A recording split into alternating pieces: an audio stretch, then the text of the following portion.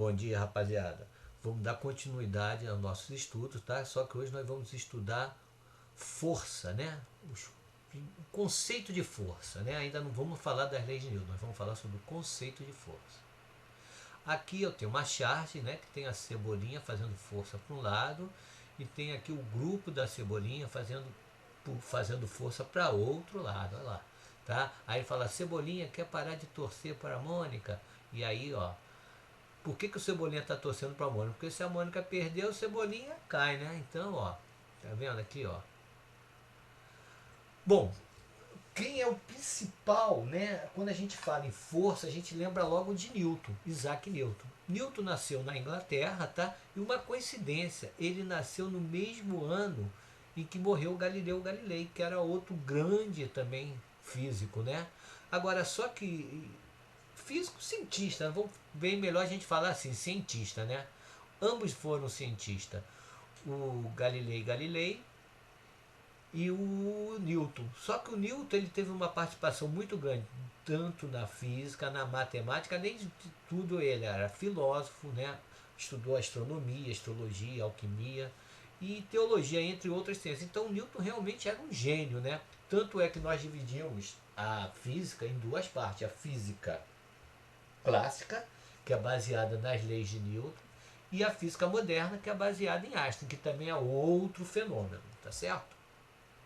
Então, força. Força é um dos conceitos fundamentais da mecânica clássica, relacionada com as três leis de Newton. Hoje a gente não vai ver as três leis de Newton, quer dizer, vamos ver a segunda lei de Newton, tá? As outras duas nós vamos estudar mais tarde. Então, ó, força é um conceito fundamental da mecânica, né? Relacionada com as três leis de Newton. É uma grandeza que tem a capacidade de vencer a inércia de um corpo, modificando-lhe a velocidade, seja na sua magnitude ou direção. A força também pode causar deformação em um objeto, ou seja, força é tudo aquilo que faz um corpo se movimentar ou deformar, certo? Aqui, ó, eu botei uma figura, né? O primeiro conceito de força, dois equinhas empurrando o carro, fazendo com que o carro se movimente. E o outro aqui, ó, ele achou uma resistência no porte, outra imagem, e ele bateu. O que aconteceu aqui, ó? Ele se deformou, ó. Houve a deformidade do corpo, tá? A gente vai ver qual é o tipo de lei mais tarde, tá? Então aqui, ó, vou até adiantar. Aqui a lei da inércia venceu o movimento e aqui, ó, a terceira lei de Newton. Houve uma ação e reação de mesma intensidade. Então, ó, só relembrando outra vez, força é qualquer agente externo que modifica o movimento de corpo livre ou causa deformação no corpo fixo. É o caso aqui, ó. Tá certo?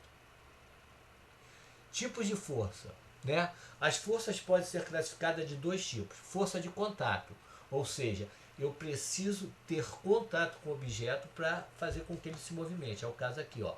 Quando há contato direto entre dois corpos, ao empurrar um carro, por exemplo, a força envolvida é o tipo de contato. E forças de campo.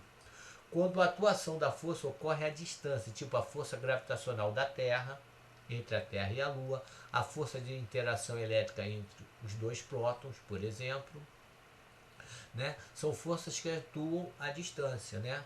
Força magnética também, que não está aqui, mas também é um outro tipo de força.